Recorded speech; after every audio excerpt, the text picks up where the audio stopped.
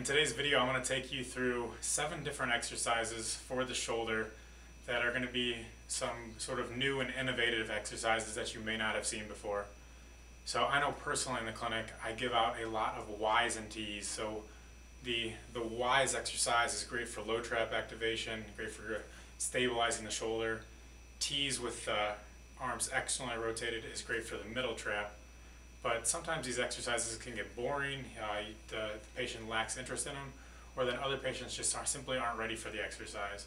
So that Y position here is very similar to the shoulder impingement position that a lot of people come in for, and they can't tolerate it on the first visit. Another thing is I see a lot of people that have that are desk workers. They have that increased thoracic kyphosis here, the extended upper cervical spine.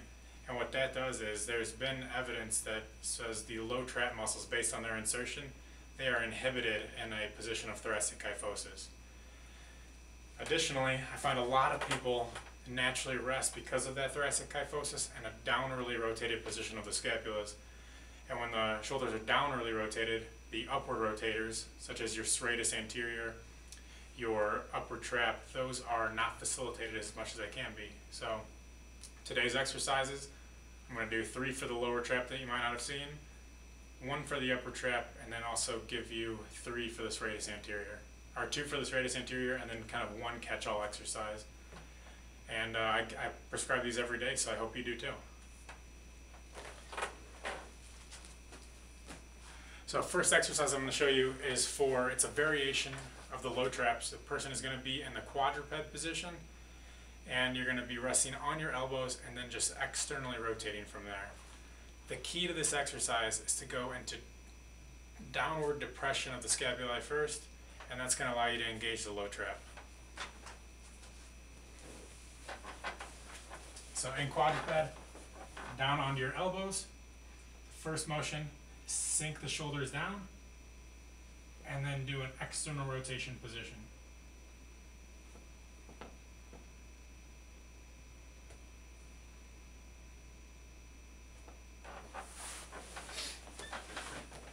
I really like that exercise for several reasons. First of all, like I said at the beginning, you're not in that full shoulder elevation position. You're not impinging the shoulder quite as much. And then also you're getting some weight bearing through the shoulders, which is an essential component for muscle activation as well. So say the patient is beyond that level, they're getting good activation with that exercise. Another variation for the low traps is you can either do this with a box or a Swiss ball. Again in quadruped. They're going to rock back onto their heels, draw the shoulders down, and then a small lift off.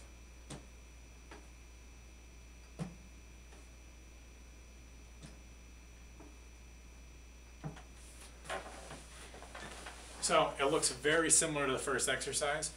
It's definitely a progression from the first exercise, but the reason I like it is that you are on the quad rock back when you're bringing your butt towards your heels. You are locking out the lumbar spine, and you're forcing them to use the thoracic muscles, forcing them to use that low trap muscle.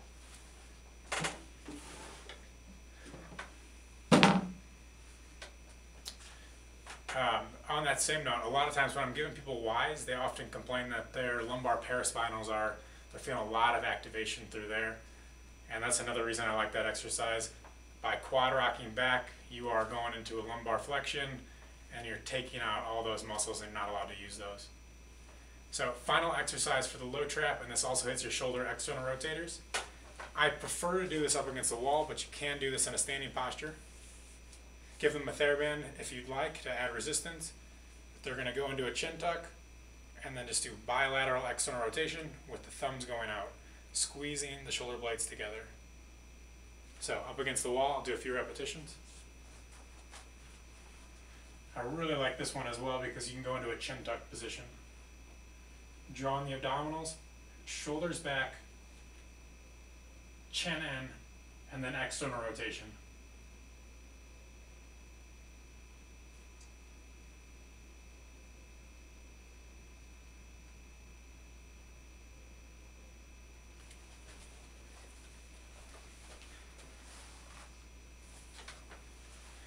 Alright, so those are 3 new exercises for the low trap. Next I'm going to go into 2 quick ones for the serratus anterior. Now we know serratus anterior also helps with initiation of upward rotation. So those people that are resting in downward rotation of their scapulae, they need that initiation, that facilitation into upward rotation. And the serratus anterior is a huge player there. I think a lot of people underestimate the value of strengthening the serratus anterior, but it is definitely a staple of my shoulder programs. So first one, and then again, it's hard to hit this muscle and it's hard to do it precisely. So that's why I really like these 2 exercises. You're going to be in a quadruped position. Person is weight bearing through their arms. You're going to have them press up, go into a chin tuck as well, and then rock backwards, maintaining that press up all the way through. Still pressing up all the way. And then at the top they can relax. And that's 1 repetition. With that exercise, the key to this, in addition to the press up, I tell people to act like they're pushing through sand while not moving their hands. Pushing through sand on the way down and then pulling on the way up while keeping themselves in that protracted position. So 1 more repetition I'll show you. Press up, chin tuck in, push those hands to the sand, keep that same position, and back up. Hey, before you give out that exercise, you should try 5 or 6 repetitions because it definitely gets the serratus anterior going, working the deep neck flexor muscles. And then also, I really like that exercise because you are getting the serratus anterior throughout the whole range of motion. You're staying protracted throughout that whole phase. Another simple one with the band. This exercise has shown to have good MVIC. It is similar to the push-up plus, but I start in a quadruped position for my people.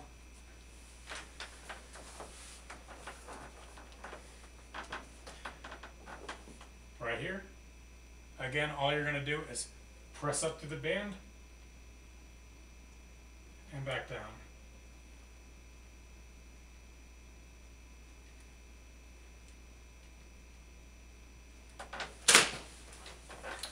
And I call that exercise a quadruped serratus anterior press up plus. But again, that is a good exercise because you're getting resistance. You can have them hold for a certain amount of time, and it is forcing them into that shoulder protraction. With that exercise, you're going to see a lot of people go into just straight thoracic kyphosis. Some thoracic kyphosis is going to be natural, but make sure they're not just doing the cat-camel position, and that they're actually getting the weight bearing through the hands and they're protracting the shoulder blades. Something that I have to do early on a lot is help facilitate that shoulder into protraction. Make sure, so you literally grab onto the scapula, bring it to the side for them, and show them what that upward rotation is like.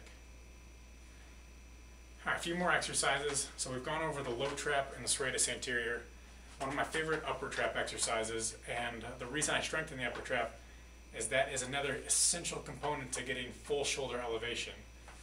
Many times the upper trap and your rotator cuff people are activated prematurely. So you'll see them raising their shoulder up, and then about here, the upper trap starts elevating them. Well, the upper trap is very important for functioning, but it's oftentimes functioning at the wrong times. So what I will do is work on strengthening the upper trap in the position that it's supposed to be functioning, and that's here. So the exercise I give is very simple. Go up onto a wall. They're going to be pressing into the wall, so they're again putting some weight bearing to their shoulders. I have them do a slide, shrug their shoulders, and then back down. Slide, shrug, down.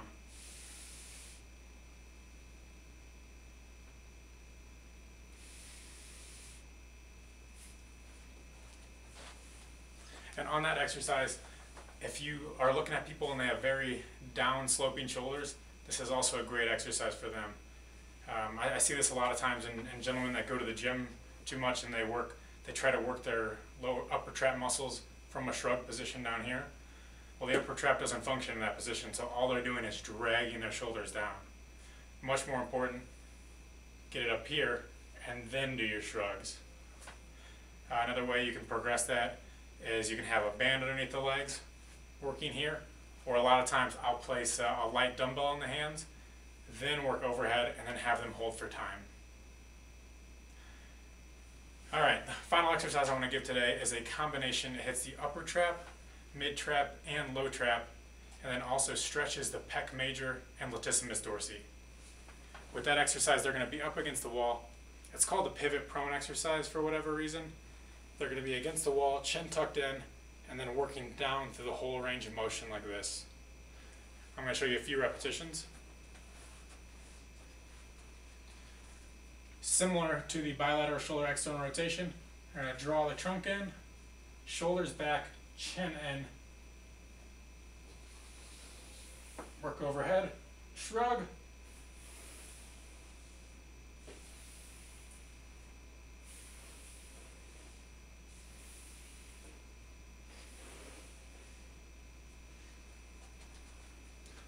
what I really like about that exercise is that it hits multiple muscle groups, and conversely it is stretching the antagonist. So a lot of times we see short pec muscles, short latissimus dorsi.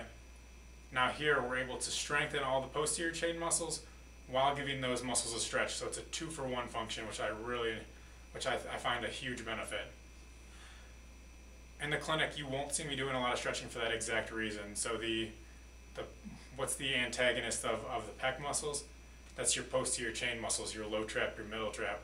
If you can strengthen those muscles as opposed to stretching the front muscles, that's a lot more bang for your buck. So those are some of the common shoulder exercises I give. When I prescribe those, instead of adding weight, normally I'll give them 3 sets of 15 to start. Instead of adding weight, I'll often have them hold for time instead. So I'll have them do 3 sets of 15. Once they progress beyond that easily, I might add a band, but instead I'll have them do 3 sets of 15, holding each repetition for 5 seconds. You gotta remember that these muscles are postural muscles and that they're meant to be used all day long. We don't need to be adding a 10-pound weight on your T's and trying to have them hold that. It would make a lot more sense for you to do 10 repetitions and hold each one for 15 seconds. Just something to think about, adding time over weight. But if you have any questions, email us at studentphysicaltherapist@gmail.com. But I hope you enjoyed this premium page.